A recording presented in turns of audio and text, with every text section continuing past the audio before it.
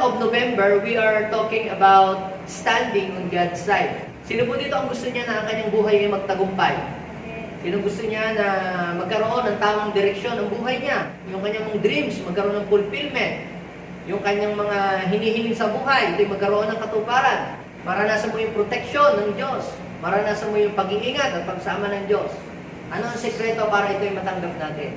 Para po ito'y maranasan natin, mga kapatid, you must stay on God's side. Manatili ka sa panig ng Diyos at habang ikaw ay nasa panig ng Diyos, sasamahan ka, iingatan ka at tutulungan ka ng ating Panginoon. Ngayon pong umagang ito, ang pamagat po ng ating pag-uusapan ay pinamagatan ko pong standing in the light. Gusto ng Panginoon na tayong lahat ay manatili sa panig ng kaliwanagan. Samahan niyo po muna ako sa pagbabasa ng salita ng Diyos at makikita po natin ito sa 1 John chapter 1 verse 5 up to 7. Ito ang aming narinig sa kanyang anak at ipinahahayag namin sa inyo. Ang Diyos ay ilaw. Sabihin natin, ang Diyos ay ilaw. At walang anumang kadiliman sa Kanya.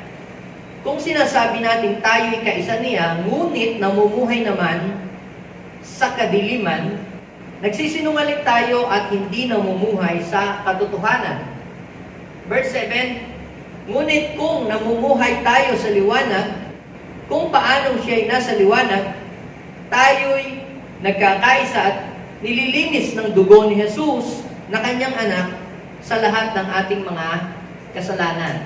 Pagpalain ng Panginoon ang pagkabasa natin ng kanyang mga buhay at mga banal na salita. Pag binasa ninyo po ang Biblia, ang Diyos po ay meron po tinatawag na kaharian. At ang kaharian ng Diyos ay ito po ay tumutukoy sa liwanag. At ang dyablo o si Satanas ay meron din po tinatawag na kaharian. At ang kaharian naman na tinatawag na kaharian ni Satanas ay walang iba kundi ang dilim. At tayong lahat na nandito ngayon, maging kayo pong mga nanonood, ay meron pong karapatan o binibigyan tayo ng Lord ngayon ng karapatan na pumili kung saang kaharian natin gusto maging kapanig. Kung panig ka ba sa dilim, kung panig ka ba sa liwanag. Kung ikaw ay panig sa liwanag, ikaw ay kapanig ng Diyos. At kung ikaw ay nasa dilim, ikaw ay panig ng kaaway. Sa Bible po, marami pong simbolo ang light. Kapag sinabi po natin light, una, ito ay tumutukoy sa Diyos o tumutukoy sa ating Panginoong Yesus. Di ba sabi po kanina, ang Diyos ay ilaw at walang anumang kadiliman sa Kanya. So dito maliwanag na si Jesus ay tunay na Diyos. Sabi po ng John chapter 8 verse 12, Jesus is the light of this world. Aside po kay Jesus, ang sinisimbolo po ng liwanag ay ang kanyang mga salita. Sabi ng Psalms 119 verse 105, your word is the light unto my feet and the light unto my path. Tumutukoy din ito sa mga believers, sa mga alagad ng ating Panginoong Jesus. Sabi ng Bible sa Matthew chapter 5 verse 14, we are the light of this world. At bukod doon, yung pong light ay nagre-represent din sa truth o sa katotohanan. Ito pong light ay nagre-represent din sa katuwiran. Ito pong light ay nagre-represent din sa kaliwanagan ng Diyos. Ito pong light ay nagre-represent din sa direction ng ating buhay. Itong light ay nagre-represent din sa kapangyarihan ng banal na Espiritu Santo na nasa ating buhay. Pag sinabi naman nating dilim, ito ay tumutukoy sa kasalanan, kalikuan, sa kaharian ng kaaway, ng kadiliman. Kapag sinabi nating dilim, ito ay tumutukoy sa deception, ito rin po ay tumutukoy sa kasalanan at sa mga makamundong mga gawain ng mga bagay na hindi nakakalugod sa Diyos. At tayong lahat na nandirito, o lahat ng tao ay binigyan ng Diyos ng kakayahan na pumili kung saan natin gustong pumanig. Ang sabi ng Biblia, doon po sa 1 Thessalonians chapter 5, verse 5 to 6, kayong lahat ay kabilang sa panig ng kaliwanagan. Sino po dito ang kabilang sa panig ng kaliwanagan? O panig ng araw. Yung araw ay nire-represent noon yung liwanag. Hindi daw po panig ng dilim. So bilang mga kapanig daw po ng liwanag, sabi naman ng verse 6, kinakailangan maging malinaw ang ating isip, tayo ay laging gising, at kinakailangan tayo maging watchful. Ang dilim at liwanag ay kailanman ay hindi ito pwedeng magsama. Mismong ang Biblia ang may sabi na hindi po pwedeng magsama si Belial at si Kristo. Hindi pwedeng magsama ang dumi at saka ang malinis. Hindi pwedeng magsama ang dilim at saka ang liwanag.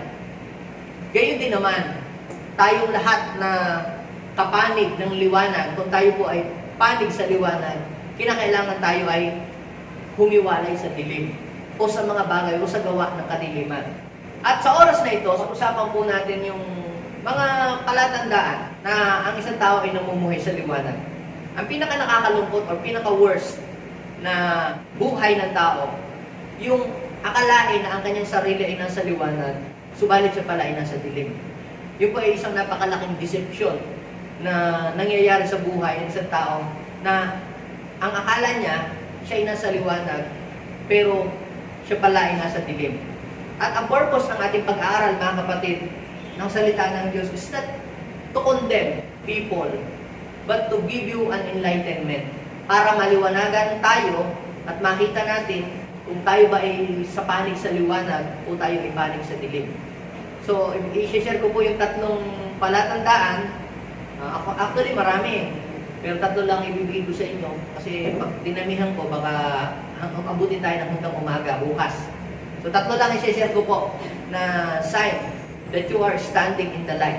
Ang number one sign na ikaw ay kapanig ng liwanag, you admit your mistakes. Sino po dito ang hindi nagkakamali? Meron po ba dito ang hindi nagkakamali? Sino po dito ang hindi nagkakasala? Meron po ba dito ang hindi nagkakasala? Taas ang kamay. Marami po mga tao na kapag ka po sila ay nagkakamali at sila ay nakokonfront o nasisita sa kanilang mali, hindi po nila ina-admit yung kanilang pagkakamali. Bagkos ang ginagawa po ng iba, nagtuturo pa sila ng iba. Nasubukan po ba ninyo na meron kayong kamag-anak o kapatid na pinagsabihan, tapos yung pinagsabihan ninyo, nagulat kayo, bakit ako yung pupunahin? Ang dami naman diyang kasalanan, bakit ako pa? O bakit ikaw? Yung bang walang pag-amin. Kapag ka po pala ang isa pong pagkakamali na nakukumit ng tao, hindi niya inaamin, yung pagkakamaling yun ay may tendency na lumaki pa ng lumaki. Ang mga kasalanan pala, kapag ka pala ito ay hindi natin naihingi ng tawad o hindi natin ina-admit na ito ay mali, merong hold ang kaaway sa ating buhay. Ibig sabihin, merong strength, merong foothold ang kaaway sa iyong buhay na ikaw ay control niya. Bakit? Kasi ang plano ng kaaway, yung mga mali mo, yung mistakes mo, huwag mong i-confess, huwag mong ihingi ng tawad. Bakit? Habang ang kasalanan mo ay kinikimkim mo sa iyong puso, sa iyong buhay, ito yung itinatabi, inaakap, minamahal, merong lugar si Satanas or merong space siya sa buhay mo para makontrol ka niya at para makapanirahan siya sa iyo. Kaya ang gusto ni Satanas, i-cover up natin ang ating kasalanan, huwag natin ihingi ng tawad ito sa Diyos kasi pagka inihingi natin ng tawad ito sa Diyos, mawala na siya ng hold sa atin, wala na siyang hawak pa. Kaya kapag ka po ang mga tao na sisita sa mga mali niya, sa mga pagkakamali, ang ginagawa po ng iba, hindi inaamin na mali siya. Bagkos, ang ginagawa po nila, humahanap din sila ng mali din para ibato sa ibang taong nagsasaway din sa kanila. Subalit, anong kaibahan ng mga taong nasa liwanag? O anong kaibahan ng mga taong tagaliwanag kaysa doon sa mga taong nasa dilim? Meron pong malaking pagkakaiba. Ang mga nasa dilim o ang mga taga-dilim o kabilang sa panig ng dilim, kapag ka po sila ay gumagawa ng kasamaan o kasalanan, sila ay masaya pang gumagawa nito at masaya pa silang nakikitang may gumagawa din ng mga ganito, mga bagay. Subalit, ang isang tao na nasa liwanag, kung sakali man na siya ay makagawa ng mistake sa buhay, agad ito ay kanyang ginagawa ng paraan para ito ay masolve. Ito ay kanyang maging maayos. Ang sabi po ng Biblia, dito po sa aklat ng 1 John, chapter 1, verse 8. Ano po ang sabi? Basahin natin sabay-sabay. 1, 2, 3, go. Kung sinasabi natin hindi tayo nagkakasala, dinadaya natin ang ating sarili at wala sa atin ang katotohanan. So, ang katotohanan, ang nire-represent nitong katotohanan ay liwanag. Kaya buti na lang, hindi kayo nagtaas kanina, Dahil kung sinasabi, ay, hindi ako nagkakasala, hindi ako nagkakamali, yun ay sign na ikaw ay wala sa liwanag. Dahil pagka ikaw ay nasa liwanag, madali mong makikita ang iyong mistakes at madali mo itong ma-admit at madali mo itong mariresolba. Kapag ikaw ay nasa dilim, hindi mo makikita na ang iyong ginagawa ay mali pala. At patuloy mo itong gagawin dahil iniisip mo na yung ginagawa mo ay tama. At hindi lamang naman ikaw ang gumagawa nun, marami pa din gumagawa at yung ibang ay mas matindi pa ang ginagawa. Eh bakit ako sisitahin sa 1,000 kong kinupit? Ang dami naman diyang milyon-milyon na nangungupit Pero kapag ka ikaw ay napuna sa nagawa mong mali, you are blessed. Bakit? Dahil ikaw ay mahal ka ng Diyos. Kayo po ba'y nagagalit kapag halimbawa may ginawa tayong mali o may ginawa po kayong mali, napagsabihan ka ng nanay mo o tatay mo dahil mali yung ginagawa mo? Galit ka ba sa nanay mo? Lagi na pinagsabihan. Alam niyo po ba na we are blessed kapag ka po yung mga mistakes natin na puna tayo ng ating mga magulang o ng ating leader o ng ating pastor na nakakita nito ay napagsabihan tayo na nasabing mali yun. We are blessed. Bakit? Dahil tayo po ay concerned sa atin si Lord at ayaw ni Lord na tayo ay magpatuloy doon sa kasalanan ng maling bagay na iyon. Kaya pansinin niyo po yung sabi ng verse 9. Ano ang sabi ng verse 9? Kung kapag daw po sabi sa verse 8, kung sinasabi natin hindi tayo nagkakamali o nagkakasala, dinadayan natin ang ating sarili, wala sa atin ang katotohanan. Pero kung ipapahayag natin ang ating mga kasalanan, maasahan natin ipapatawad ito sa atin ng Diyos at lilinisin niya tayo sapagkat siya ay matuwid. So, ibig sabihin, kikilos lang ang liwanag, kikilos lang ang kapangyarihan ng liwanag sa buhay mo. Yung paglilinis, ito yung gawain ng liwanag Kikilos lang siya kapag ka inamin mo or inadmit mo na nagkamali ka. Pero kung ikaw ay nagkamali, pero hindi mo ina-admit ang iyong pagkakamali, ang dilim ang siyang lulukob sa iyo. At ikaw ay papunta ka sa deception. O ikaw ay deceive o pagkalin lang. Na iniisip mo na ang iyong ginagawa ay okay lang o tama. Pero ang totoo nun ay mali naman talaga. So kapag ikaw ay nasa dilim, hindi mo makikita ang ginagawa mong mga kamalian. Kailan lang ma-expose na mali yung ginagawa mo? Kapag ikaw ay nasa liwanag. At dahil na-expose sa liwanag na nakita mo na mali pala, ay mali pala ito. Di ba munang hindi pa tayo na born again? Yung pagmumura sa atin ay araw-araw, ilingwahin na natin. Tama mali? Lingwahin na natin yun. Yung pagsisinungaling, pangkaraniwan na sa atin yun. Hindi natin napupuna na mali pala yun. Pero nung mayroong nag-share sa atin ng Word of God, nakakadalo na tayo sa gawin, ngayon nakikita na natin mali na pala yun. At ano ang nagiging resulta? Nagsisisi tayo, Lord, forgive me na pag sinungaling po ako, ng pagmura po ako, Lord, forgive me po.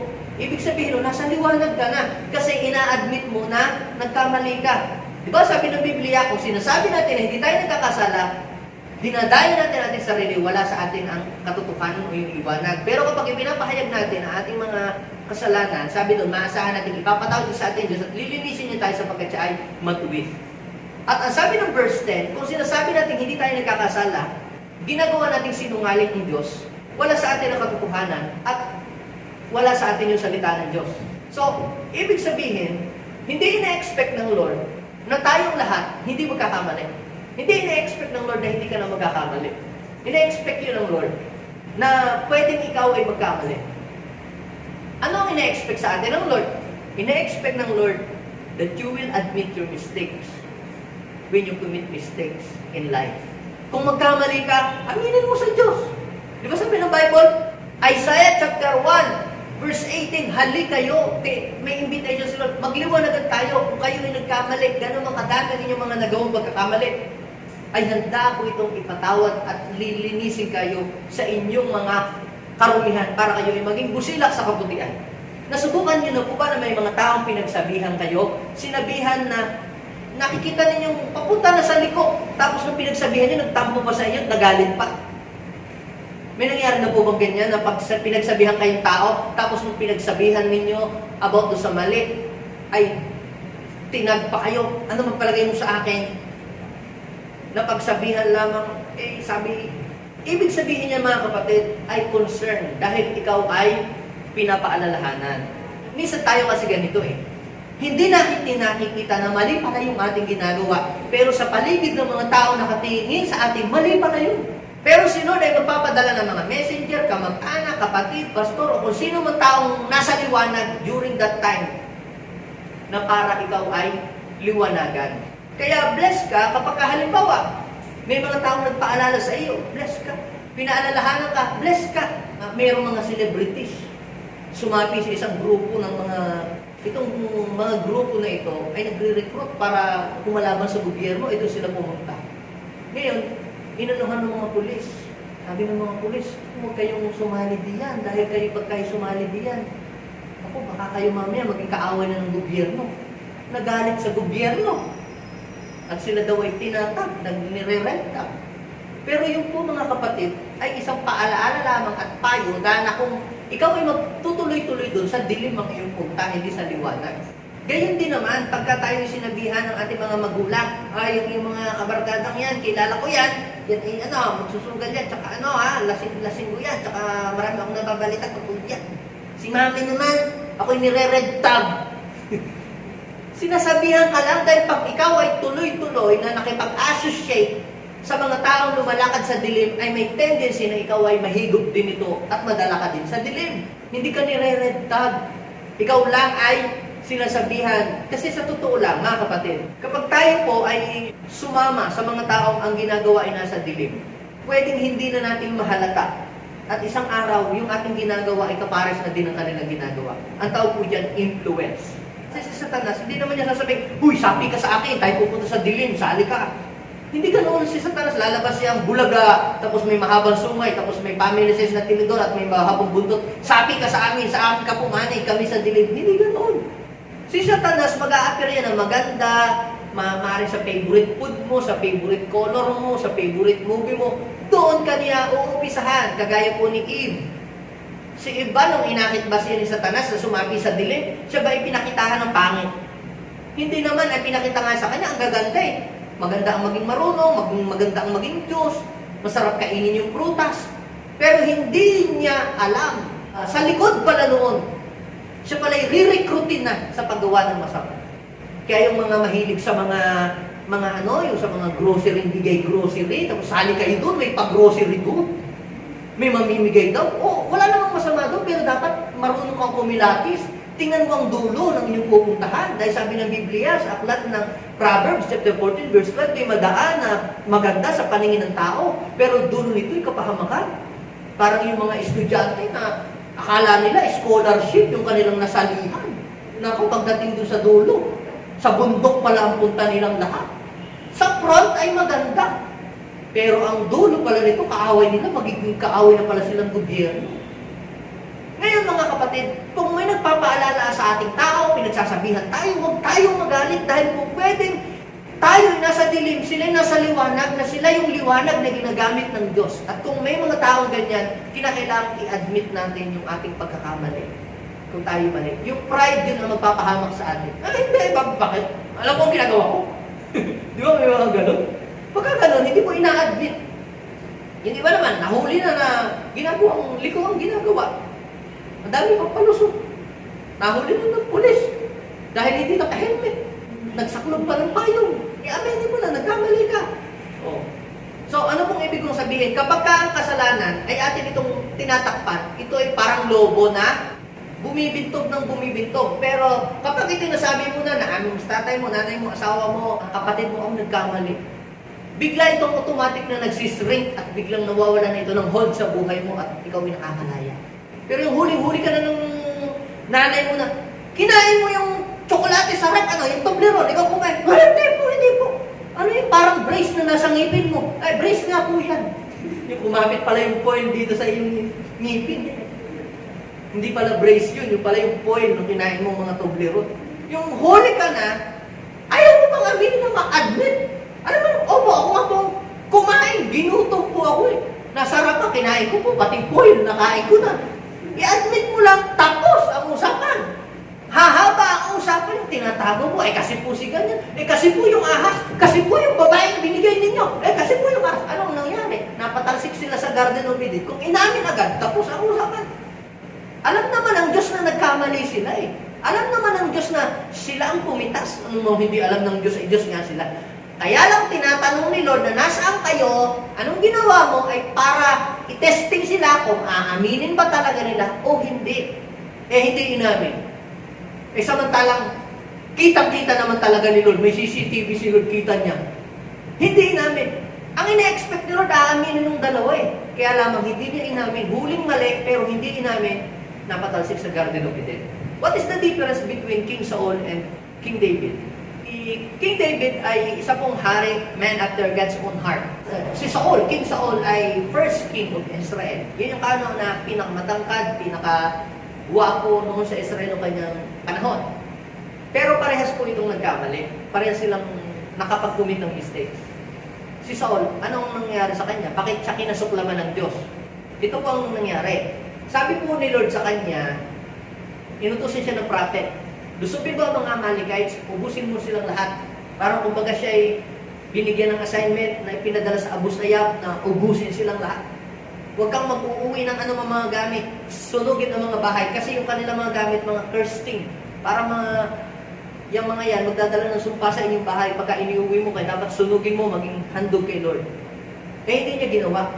Sinunog lang yung mga hayop ng mga payat. Tapos yung mga ginto at saka yung mga chicks inuwi sa bahay. Kasi kaya pinagbabawal yun na huwag daw kong iuwi kasi nga pwede silang ma-impluensyahan nun at mahikayat na sumumpa sa Diyos-Diyosan. Tapos yung king hindi pa pinatay. So ano po ang nangyari? Hindi sumunod si King Saul kaya nagalit ang Panginoon sa kanya. Mas pumanig siya doon sa liko. Ibig sabihin mas pinaboran niya yung mga lumalaban sa gobyerno, yung lumalaban sa gobyerno ng Diyos. Mas pinaboran pa ni King Saul. Sabi Lord, patayin mo yung mga yan kasi yung mga yan ay labag sa Diyos ang ginagawa. Liko sila. Pero hindi pinatay ni Saul bagkus hinayaan lang. Pangalawa na ginawa po ni King Saul ay instead na humingi siya ng gabay sa propeta ng Diyos, sa men of God, saan siya humingi ng gabay? Sa espiritista. Ay, mga espiritista, saan ba sila kumukuha ng kanilang guidance? Sa dilim. Doon humingi ng advice sa mga nasa dilim. So, ibig sabihin, si Saul pumanig sa dilim, kaya ang Panginoon ay hindi natuwa sa kanya. Nagkamali na nga siya, pero ano pong ginawa niya? Pinagtakpan pa niya, ginawa niya, namigay pa siya ng mga ayuda doon sa mga tao. O, aray bahagi niyo, aray kaparte niyo. Eh, sabi nga ni Lord ay, sunugin nga yun, huwag ipamigay. Dahil pag yun ay inuwi sa kalambahay, may mga ani-anito doon, may sumpa yun. So, lalong nagalit ang Panginoon. Eh, how about David? Nagkamali siya 3 times. Kay Bathsheba, tapos pinatapantay pa niya si Urias, tapos ipinagyabang pa niya yung kanyang mga tauhan sa Israel. Nagalit ang Panginoon, pinadalhan siya ng salot, pero pinupumunta ang prophet, kinumpront siya ng propeta sa kanyang mali. And on the spot, sinabi niya, nagkasala talaga ako kay Lord. Inamin niya. And sabi sa kanyang prophet, dahil inamin mo ang kasalanan mo, pinapatawad ka na ng Lord, gayon din. Kaya pala si David ay tinawag na man after God's own heart. Tinawag si David na man after God's own heart, hindi dahil perfect si David. Tinawag siyang man after God's own heart dahil marunong siyang umamin ng kanyang pagkakamali sa buhay. Binless siya. Pinangakuan pa siya ni Lord na ang iyong mga susunod na anak, diyan manggagaling ang Messiah. May pangako si Lord sa kanya. Kita po ninyo, simple pag-admit ng iyong mistakes, ang kapalit pala nun, blessing and favor of God. Si Satanas, ayaw niya na i-admit ang iyong mistakes. Kasi siya po ay full of pride. Ilalagay, aminin niya yung mistakes na yan, hindi ka kamalay, maraming mas makasalanan sa ito. Dito, makikita natin yung pagsama ng Diyos sa mga taong nag-a-admit ng kanilang mga mistakes. So, pag hindi mo ina-admit ang iyong mistakes, hindi sasama sa iyo si Lord. Sino ang sasama sa iyo? Nakaaway. Pero kapag ikaw ay inaamin mo, ang tawag po dyan ay humility. Di ba sabi, kung sinasabi mo, hindi ka nagkakasala, dinadaya mo ang iyong sarili, wala sa iyong katotohanan, pero kapag ibinahig mo yung labi, ang iyong mga pagkakamali, lilinisin ka ni Lord sa iyong mga karumihan. So, ibig sabihin, ang Diyos ay panig sa mga nag-a-admit ng mistakes. Kung sinasabi natin, hindi tayo nagkakamali o nagkakasala, dinadaya natin, ang Diyos daw, pinapalabas natin sinungaling siya. At hindi natin natutuhan ang kanyang salita. Now, ang pangalawa pong sign, na ang isang tao ay nasa liwanag, you can see the difference between the right and wrong. Makikita mo yung kaibahan ng mali sa tama at sa tama sa mali. Ang pinaka nakakalungkot na pangyayari ngayon sa ating bansa ay yung pong hindi na nakikita ng mga tao yung tama tsaka yung mali. Ang nangyayari, yung mali, parang akala natin tama na rin yun. Parang gano'n na ngayon ang lumalabas. Nung tambak ang mga basura dyan sa Manila Bay, walang nagre-reklamo, walang nagre-react, walang gumagawa ng petition na bakit ginagawang basurahan na ang Manila Bay. Ngayon, nung ginawa ng pamahalaan ang lahat, nagkaroon ng budget para lang linisin ito at mapaganda ito para hindi naman nakakahiya ang bansa, ang daming nagpipetisyon. Nagagalit dahil nililinis ang Manila Bay. Nakikita po nito. Hindi na nakikita ang mabuti at saka mali. Nung napapatay ang mga sundalo na ambo sa bundok sa kung saan napapatay dyan, walang nagre-react. Walang gumagawa ng petition. Nung napapatay ang mga MPA, ang mga adik hinuhuli, violation of human rights. Ano po ba mga kapatid ang sabi ng Biblia? Si Lord mismo ang nag-utos. Patayin yung mga gumagawa ng kalungkuhan. Si Lord mismo ang nag-utos. Eh di ba love, pastor? Hindi mo naiintindihan ang ibig sabihin ng pag-ibig. Ang pag-ibig po ay hindi natutuwa sa gawang masama. Ang pag-ibig, basahin nyo yung 1 Corinthians 13. Hindi nito ikinatutuwa ang gawang masama. May sabi pa nga ang Panginoon kung kamay ang kung naging sanhi, putulin, kung matay, bukitin. Huwag mo naman gawing literal. Ibig sabihin, si Lord ay hindi natutuwa kapag masama ang ginagawa. So, kinakailangan, ikaw ba ay natutuwa pagka may mga gumagawa ng masama ay happy ka? O nagagalit ka? Pag ngayon, kung yung mga gumagawa ng masama ay masaya ka pa, aba, delikado yan. Baka nasa dilim ka na. Kunyari, ano yung meron kang anak na maliit sa bahay, tapos hinubad mo yung pantalon o ang iyong bag nandyan na biglang tatakbo yung iyong anak, kumuha ng perang 1,000 sa wallet, tapos tatakbo sa tindahan, pinuri mo pa, ang galing ng anak ko, marunong na kumuha ng pera, alam na kung saan nakatago ang 1,000. Aba, mukhang may mali yata sa iyo. Kung ikaw ay mother, sino dito ang may anak, ina na may anak pong lalaki? Tapos nakikita mo yung anak mong lalaki, pinapakialaman yung iyong mga pulbos, ang iyong mga lipstick, ang iyong mga pangkilay, ang iyong mga pang-eyebrow. Tapos sabi mo, ang galing ng anak ko, manang-mana sa mami niya. Naku po! Kapatid, mukhang hindi mo na nakikita ang liwanag, pagkakaiba ng liwanag at saka dilim. Masaya ka pa. Ay, yung anak mong lalaki, nagbo-beauty contest, sumasali sa mga beauty pageant. Ano ka ba? Hindi mo na nakita ang mabuti at saka masama, hindi mo nakita ang pagkakaiba. One time, meron pong lumapit sa akin. Sabi niya, Pastor, ako po ay hihingi sa inyo ng prayer. Sabi, dalawa sila dalawa. Ano ba pag-pray? Gusto po namin na kami po ay magkaroon ng anak. Gusto ako kayong magkaroon ng anak. Gusto na daw nila magka-baby. Alam ko po na yung dalawang yun na lumapit sa akin, hindi ko pa naman nabalitaan na sila nagpakasal. Pero lumapit sa akin, magpapapray daw na sila daw ay magka-baby. Hindi ako nag-pray na sila ay magbigyan ng Lord ng baby. Bakit? Bakit ko sila ipag-pray na bigyan sila ni Lord ng baby? Ay alam kong hindi pa naman sila legal ay kinakasal. So anong ginawa ko? Hindi ko pinag-pray. Pinayuhan ko sila. Kung gusto ninyong humingi ng blessing na magkaroon ng baby, tama niyo ang buhay niyo. Magpakasal kayo, kahit simple kasalan lang na walang anong gastos. Hinamon ko pa sila. Ako na akong bahala doon sa mga pagpo-process. Ililibre ko na. Ay ayaw, hindi pa rin nakinig. Kung halimbawa, ikaw nasa isang bubong, magulang nasa isang bubong, sabi ko hindi ito condemnation ha, ito ay enlightenment. At meron kang anak o kapatid na nagsasama sa isang bahay, pero alam mong hindi naman ito nagkakaroon ng nangyayaring kasal, at okay lang sa iyo, hindi mo pinupuna, hindi mo pinapayuhan, na mali ang kalang ginagawa, okay lang sa iyo. Kasi naabot-abutan ka okay lang sa iyo. At hindi mo sinisita yun. Kapatid, mukhang ikaw ay napanig na sa dilim. Are you belong to the light or darkness? Pero sa kabilang banda, kung sila iyong pinapayuhan, itama niyo ang inyong buhay, hindi dapat magsama ang lalaki tsaka lalaki. Hindi dapat magsama ang buhay at babae. Hindi yan. At hindi rin pwedeng magsama ang hindi kasal na dalawa sa isang bubong. Hindi yan. Ituwid natin yan. Bago matapos ang taong ito, kung gusto natin maging blessed, ma-bless tayo sa year 2021, ayusin natin ang ating buhay. Kaya yung iba, pray ng blessing. Alam niyo, sa totoo lang, hindi niyo po kailangan humingi lagi sa prayer ng blessing na ipagpasting ninyo para mag-bless ang buhay. Pero gagawin ko, Pastor, itama mo lang ang buhay mo, automatic dadating ang blessing sa iyo. Sabihin natin, automatic. Dadating ang blessing. Nasubukan niyo na ba na makakita ng mga tao, hindi naman nagpe-pray na magkaroon ng blessing, magkaroon ng ganito, biglang magkakaroon ng ganito. Tingnan niyo ang buhay nila. Baka naman sila tama ang ginagawa. Kaya kahit hindi nila hinihingi, nadating sa kanya. Pero kahit di kayo magpagulong-gulong dyan, magpastik ka pa, yung liti dito naglabasan ng lahat, tapi pray, kadadasal, ba't wala pa rin nadating? Baka kinakailangan may itama ka muna sa iyong buhay. Kaya, ang sabi po dito Isaiah chapter 5 verse 20, kawawa yung mga taong ang tingin sa mabuti ay masama at ang tingin sa masama ay mabuti. Yung mapait, ginagawang matamis at yung matamis, ginagawang mapait.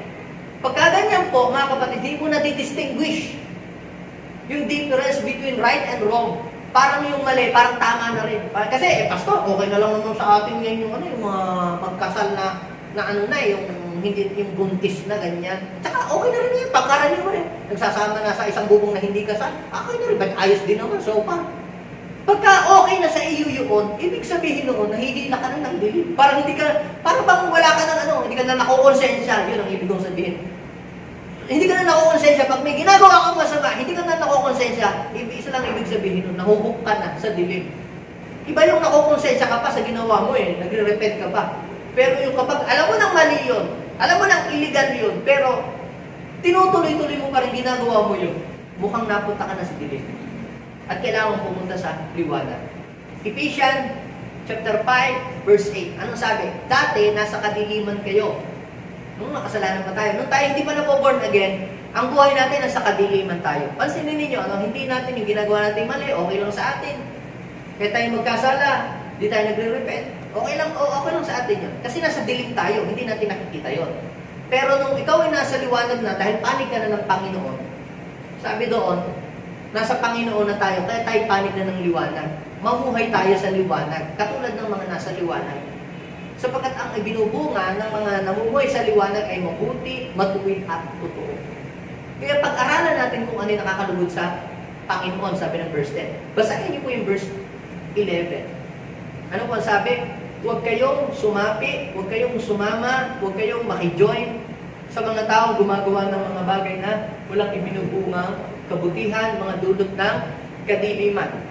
Huwag kayong makisama sa mga taong gumagawa ng mga bagay na walang ibinubungang kabutihan, mga bagay na nagdudulot ng kadiliman. Sa halip, ilantad ninyo ang kanilang mga gawa.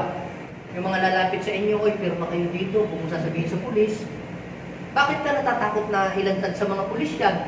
Bakit ka natatakot na yan sa pamahalaan kung yan ay mabuti? Kaya anumang against na gagawin mong itatago mo ito, something na ikaw ay mahihila ka sa dilim. Basahin niyo po yung Luke chapter 11, verse 35 and 36. Mag-ingat kayo dahil baka ang akala ninyo na nasa liwanag, yung liwanag na nasa inyo ay kadiliman pala. Yan po ang pinaka-worst talaga at malungkot na kaganapan sa buhay ng tao. Yung akala niya yung ginagawa niya sa Diyos, akala niya yung ginagawa niya sa Panginoon. Hindi lahat ng pagbibigay sa Panginoon. Hindi lahat ng pagtulong sa kapwa sa Panginoon. Dahil si Satanas pwede ding magpanggap na mabuti siya, pwede ding magpanggap na siya'y sa liwanag. Pwede siyang maging angel of light. Paano yun, pastor? Paano ba? Tingnan mo sa dulo. Tingnan mo yung past, yung present. Madi-distinguish mo na yung future. Tingnan mo yung mga kasama. Tingnan mo yung mga naganap in the past. Tingnan mo yung mga track record niyan. Ano bang nangyari? Ngayon, kung maganda ang nangyari in the past, maganda rin ang nangyayari in the present, tiyak maganda ang mangyayari in the future. Pero kung wala kang nakikitang bakas ng tagumpay, bakas ng pagsama ng Diyos, at wala kang nakikitang pabor ng Diyos, paano yun? Paano mo mababalidate yun na yun ay talagang sa liwanag sa Panginoon? O baka ikaw ay nadideceive na akala mo yung liwanag na nasa iyo ay kadiliman pala. Kaya kung ang ating bahagi ng ating katawan ay nasa liwanag, lahat nasa liwanag, tayo maliliwanagan ng liwanag ng ating Panginoon. Na parang tayo natatanglawan ng ilaw, sabi po ng Lucas chapter 11 verse 36. Kaya mga kapatid, we are blessed kapag mayroong mga taong nagpapaalala, nagpapayo sa atin, mali yan. Hindi sa Panginoon yan. Lihis yan. Iskam yan. Budol-budol yan. May nangyari na din ganyan. Ikaw naman, pag napagsabihan ka, buhay ko to bibigyan ko kayo ng kayamanan. Naku po. So kapag ikaw ay nasa liwanag, You can see the difference between right and wrong. Malalaman mo, ito sa Panginoon, ito hindi sa Panginoon. Paano ako dumating yung punto, Pastor, na hindi ko na ma-detect kung ano yung mali sa pangit at sa masama at mabuti? Meron pang isa pang paraan. The Lord will send a messenger. The Lord will send a person. Hindi ka naman agad hahatulan ng Panginoon na, "Hoy, mali ang ginawa mo. Jararan, patay ka agad." Hindi ganun eh. Kung dumating yung punto na yung mali mong nilalakaran, hindi mo na nakikitang mali yun, ang tingin mo pa rin ay tama yun dahil pwede tayong nabiktima ng deception, ng kaaway. So dahil hindi mo na nakikita yung pinagkaiba ng mali sa tama, ang gagawin ni Lord, magpapadala siya ng taong nasa liwanag para ilawan ka. Kaya lang ang problema ay ito. Kung tatanggapin mo ang kanyang payo o hindi. Pag tinanggap mo ito, bless ka, safe ka, ligtas ka, sasama ang Diyos sa iyo. Pero kung yung mga taong pinapadala sa iyo ng Diyos ay inaaway mo pa, galit ka pa, pag ikaw ay tinuwid, baka ikaw ay maging kagaya ni Saul. So kapag ikaw ay nasa liwanag, maiintindihan mo pagka sinasabihan ka ng iyong magulang, "Oy, anak ha, uuwi na naman. Dapat agaang uwi." O mga kasama mo, "Ha, paalala lang yun." Hindi, "Mami naman, ganito, ganyan, pinagbabawalan ako." Hindi mo nakikita ang liwanag na ang tingin mo dun sa payo ay parang ikaw ay pinagagalitan na. Parang ang tingin mo dun sa pagpapayo ay parang ikaw ay sinasakal na at ikinukulong ka na. Hindi po. Yun ay payo lamang para mapabuti ang ating buhay. Pero kung ikaw ay nasa dilim na, dilim ka na, mas lamang na ang iyong bahagi ng buhay mo sa dilim, hindi ka natatanggap kahit anong payo. Pansinin ninyo, may mga tao talagang matigas na ang puso. Kahit anong payo, sabi, paalala, ilan ng beses, hindi nakikinig. Isa lang po ibig sabihin nun, sila po ay lamang na ang porsyento ng kanilang buhay na nasa dilim na. Pero bakit ang ikaw, pag napagsabihan na kinig at nasunod agad? Kasi mas lamang ka sa liwanag. Meron lang siguro daliri mo lang nasa dilim. O kaya kuko mo lang nasa dilim. Nahila mo agad. Sinong nasubukan na dito maglaro ng tug of war? Imagine niyo ang buhay natin ay parang katulad ng naglalaro ng tug of war. Sino ang ating kahilahan? Kahilahan natin yung gawa ng kaaway. O ano tayo? Nung tayo ay hindi pa Kristiyano, may nanghila sa atin, di na tayo sa liwanag, lapit kay Lord. Kaya na naman yung mga makamundo mga bagay, hihilahin na naman tayo sa dilim, punta sa dilim. Mamaya na naman, may maghahatak sa atin, may magpapalo sa atin, may magpapalala sa atin, pupunta na naman tayo sa liwanag. Mamaya na naman, yung dati natin kasamahan, tatawagin na naman tayo, punta na naman tayo sa dilim. Ngayon, ikaw ang magdidesisyon. Gusto mo bang laging pumunta sa dilim o gusto mong mapapunta na sa liwanag? Buo na ba ang katawan mo ay nasa liwanag o half-half? Yung kalahati nasa liwanag at yung kalahati nasa dilim. Pag umaga, ako si Darna. Pag gabi, ako si Hulk Hogan. Hindi ganoon. Hindi pwede ganoon. Dapat kung ikaw ay sa liwanag, talagang panindigan mo na ikaw ay nasa liwanag. At kung may bahagi sa iyong katawang nasa dilim, hilahin mo agad para ikaw mapapunta sa liwanag. Huwag mo, ay punta ka pa. Sige, hilahin mo ako, papahila ka pa. Dapat kung ikaw ay nakikita mong iyong sarili na ikay patungo na sa dilim, tumawag ka na ng rescue, back up please. Hilahin mo ako, nakatak na ko pa dilim. May mga tao po na ganito. Dati, nung ikay nasa bingguhan, nasa lasingan, ikaw ay nagsasapong, nagsusugal, at kung ano mga pinagagawa mo sa buhay, minsan hindi ka na umuwi sa bahay, nalalasing ka na dyan sa kalsada. Walang nagagalit sa iyo, walang pumupuna sa iyo. Ayos lang sa kanila. Nung ikaw ay mag-Bible study, mapalapit sa Diyos, nag-pray, napunta sa church, nagagalit sila. Ano yung nakakita sa mga Bible mga kalukuhan niya. Bakit? Sapagkat hindi na nakikita ng tao yung difference ng tama sa mali. Ang tingin nila yung pagbabible, yung paglapit sa Diyos, masama. Bakit? Kasi ang normal na nakikita ngayon ng tao kasi normal. Yung dapat paglinggo nasa sabungan, dapat paglinggo nasa tungkitan, dapat paglinggo yung dapat pag Biyernes, yung nandun doon may bunuan doon, may Arellano. Yung mga doon, normal yun sa mga nasa dilim. Pero dahil sa nasa liwanag ka na, ngayon, masaya ka ba kapag isang tao nalalapit sa Diyos o nakakapag-aral ng Bible o nakakapakinig ng salita ng Diyos? Kung masaya ka, congratulations, nasa panig ka pa ng liwanag. Pero kung nagagalit ka na sa matuwid, nagagalit ka na sa mabuti, ay mabuti nga yun. baka ikaw ay nadidimlan. Tapos pag masama, okay lang sa iyo. Bah, delikado na yan. It's about time to go back and stand in the light of God. Kaya pag nasa liwanag ka, you will easily distinguish, mali ito. Ito tama. Ito, mali. Hindi natin makikita ang wasto at ang pagkakaiba ng mali kung tayo nasa dilim. Malalaman lang natin yung difference nito kapag tayo ay napunta na sa liwanag. At ito po ang pangatlo. You can see God's plan for your life even you are in the midst of trials. Nakikita mo yung magandang gagawin, ginagawa, plano ng Diyos sa iyong buhay kahit nasa gitna ka ng difficulties. Yung difficulties, yung trials, yung problems, nagre-represent din yun ng darkness. Pero hindi naman darkness na kasalanan. Kapag dumadaan ka sa problema, lagi mo sinisisi ang Diyos kung bakit may Diyos, bakit ganito, bakit ganyan, bakit ganito. Parang sa lahat ng nangyayaring negative sa buhay mo, sisi mo agad kay Lord. Ibig sabihin yan, ikaw ay nadirimlan. Kasi hindi mo nakikita na may magandang plano ang Diyos at hindi mo nakikita yung learnings na gustong ipakita sa iyo ng Diyos sa mga panahon na yon. Si Joseph, sino nakakilala kay Joseph? Hindi po yan yung tumakbong presidente na na-impeach, hindi po yun. Joseph Estrada po yun. Yung Joseph, yung nasa Bible na yung nananaginip siya na kinakausap siya ng Diyos sa panaginip. Joseph the Dreamer, ang tawag sa kanya. Nakakita siya ng mga pangitain na mangyayari sa kanya in the future. Pinakita ng Lord yun, nagaganda ang kanyang buhay, marami siyang mga taong tutulungan, at gagamitin siya ng Lord sa buong mundo para maging blessing sa maraming mga tao. Kaya lamang ibang-iba doon sa realidad na nangyayari sa kasalukuyan. Nasubukan niyo ba na mag-order sa online? Ibang-iba doon sa dineliver sa inyo?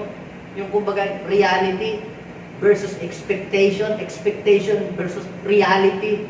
Umorder ka sa online ng sapatos nung pag-deliver sa iyo, mukhang tsinelas.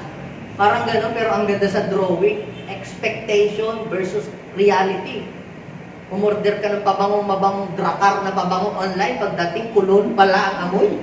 Ano yan? Yan, ang tawag po dyan ay yung expectation versus reality. Ganun po ang nangyari kay Joseph. Ang ganda-ganda ng pinakita ni Lord. Bakit ganito ang nagaganap sa aking buhay sa kasalukuyan? Pero ang maganda nito, mga kapatid, nakikita niya yung plano ng Diyos kahit nasa dilim siya. Ano ba nangyari sa kanya? Kabaligtaran ang kanyang panaginip.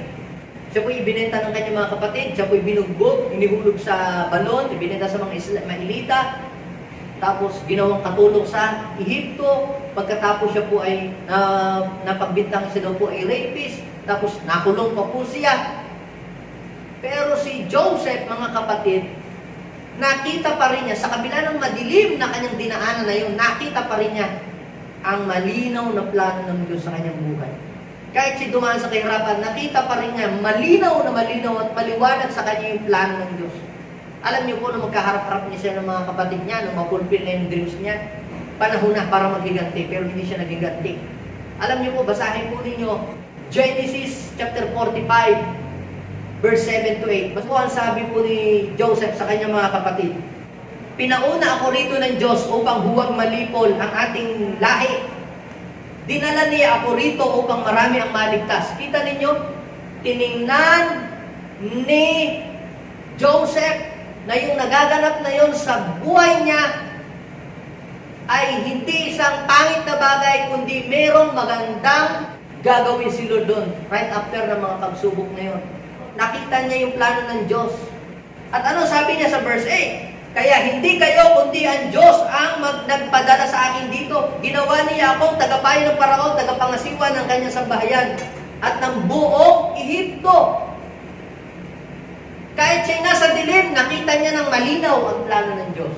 Lalo na pag binasa ninyo po yung Genesis chapter 5 verse 20. "Masama nga ang ginawa ninyo sa akin, pero ipinahintulot lahat yun ng Diyos. At dahil doon naligtas ang maraming tao ngayon. Naligtas ang marami." Kaya mga kapatid, kapag pala ikaw ay nasa panig ng liwanag, kahit may mga pagsubok, may may mga problema, hindi mo sinisisi si Lord. Ang nakikita mo, may magandang plano si Lord. Ang nakikita mo, may itinuturo si Lord sa akin, kaya ako may problema ngayon. Meron lang learnings na gusto si Lord na pagdaanan ko. Ibig sabihin niya, nasa liwanag ka. Nakakita na ba kayo ng mga tao na konting problema, sisi agad ang Diyos? Sisi agad ang Diyos. Nadidiblan niyo. Hindi niya nakikita ang plano ng Diyos sa buhay niya. Kaya lagi siyang naninisi at lagi siyang nagrereklamo. Pero, ang isang taong nasa liwanag, kahit may pagsubok at may problema, nakikita niya yung magandang plano ng Diyos sa buhay niya. Sino po dito ang nasa panig ng liwanag? Kung ikaw ay nasa panig ng liwanag, ikaw ay nasa panig ng Diyos. Amen ba mga kapanig? Yan. Mag-comment down below po kayo, mga nandiyan dyan. Sabihin po ninyo, kapanig ako ni Lord. Paano ba maging kapanig ni Lord? Kinakailangan tanggapin mo si Jesus as your Lord and personal Savior. Paghariin mo siya sa iyong buhay at gawin mo ang nakakalugod-lugod sa Kanya. Umuwi ka sa kabanalan, ikaw ay nasa panig ng Diyos. Magpatuloy ka sa Kanyang mga salita, ikaw ay nasa panig ng Diyos. Lumayo ka sa mga kalikuan, ikaw ay nasa panig ng Diyos. Amen ba mga kapanig? Yan. Sabihin natin, kapanig ako ni Lord. Lahat ng kapanig ni Lord, tumindig sa oras na ito. At siyasatin natin, suriin natin ang ating sarili. Meron po ba kayong napapansin sa inyong buhay, sa inyong sarili, sa inyong mga pananaw, na tila baga parang, ito ay para yatang, ang decision ko ay parang panig na yata ako sa dilim. Ano ba, 100%? 50%? 20%? 10%? O 5%? Or 1%? Is there any part of your body? Is there any part of your ideas? Is there any part of your pangangatuwiran na may bahaging panig sa dilim? It's about time to decide na, Lord, gusto ko po ang buhay ko 100% panig ako sa liwanag, panig ako sa iyo. Lord, ayaw ko na po na yung 20% or 10% or 5% ng buhay ko ay nasa dilim. Panginoon, gusto ko pong buong buhay ko po ay ako po ay maging kapanig po ng liwanag. Lumapit tayo sa Panginoon at hingin natin ang Kanyang tulong. Hindi natin kayang hilahin ang ating sarili papunta sa liwanag kung hindi tayo tutulungan ni Lord. Napakahirap makipaghilahan sa dilim. Kung wala kang puwersa, wala kang malakas na puwersa, kailangan natin ang malakas na puwersa. Hindi natin kayang tanggihan ang mga makamundong bagay kasi napakalakas ng puwersa ng mundo. Pero meron pong magandang balita. Dahil malakas ang puwersa ng mundo, merong malakas na puwersa sa langit. Yun ang puwersa ng Banal na Espiritu Santo na ipagkakalob sa atin para tayo tulungan na mahatak papunta sa liwanag at hindi tayo tuluyang mapunta sa dilim. Kapatid, kung meron man 20% or 5% pang nasa dilim, tutulungan ka ni Lord na mahatak para buong-buo mong buhay ay mahatak sa liwanag. God wants you to stand in the light. Humingi tayo ng tawad. Hihingi natin ng tawad yung mga dilim. Kung tayo ay nakapag-decide na panig sa dilim. Kung tayo ay may mga nagawa na pabor sa dilim. Kung tayo ay may mga pangatuwiran na pumabor sa dilim. Let's ask forgiveness. Kung tayo ay may mga nagawa na pabor sa dilim, humingi tayo ng tawad. God, forgive us. Inaamin po namin, God, na may mga decision kami, may mga bagay kami ginawa na panig sa dilim o gawa ng dilim. Kami humihingi ng kapatawaran sa inyo. Lord, forgive us. Cleanse us. Kahabagan mo po kami. Ayaw naming manatiling nasa dilim ang buhay namin. Gusto namin sa liwanag po kami. Maging maayos po ang buhay namin. Help us, Lord. Hindi namin kaya. Kung hindi mo kami sasamahan, hindi mo kami tutulungan. Pwede bang ilagay natin ating kamay sa ating puso at sabihin po natin, Panginoong Jesus, nais ko po na maging kapanig mo. Nais ko po na maging panig ako sa liwanag. Tulungan niyo po ako. Linisin mo aking buhay. Patawarin mo po ako. Panginoong Jesus, binubuksan ko aking puso. Tinatanggap kita bilang aking Panginoon sa sariling tagapagligtas. Mula ngayon, Panginoong Jesus, Ikaw na ang aking Panginoon na gagabay sa akin. tungo sa landas ng kaliwanagan. In Jesus' name, Amen and Amen. Ako na lang po ang mananalangin para sa inyo. Lord, continue to bless your people. Salamat sa inyong paalaala sa amin. Salamat sa inyong mga payo sa amin. Salamat po. Tunay nga na iniibig mo kami, na ayaw mong mapunta ang buhay namin sa dilim. Lord, salamat po, O God. Dinideklara ko sa lahat ng mga nanonood sa oras na ito na sila ay makaranas ng kakaibang pagkilos mo sa kanilang buhay. Lord, dinideklara ko ang blessing ng mga panig ni Lord. Ito'y maranasan ng lahat ng mga nanonood na kapanig mo. Continue to bless them, O God. This is our prayer in Jesus' name. Amen and Amen. God bless po sa inyo.